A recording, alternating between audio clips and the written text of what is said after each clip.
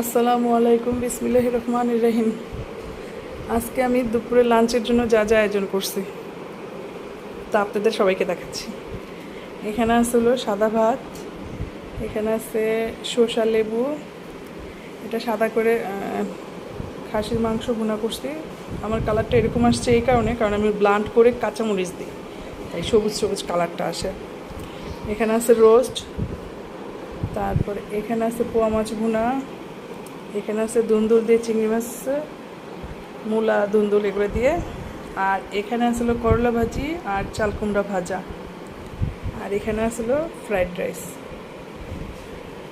তো আজকে আমাদের দুপুরের আয়োজন এগুলা।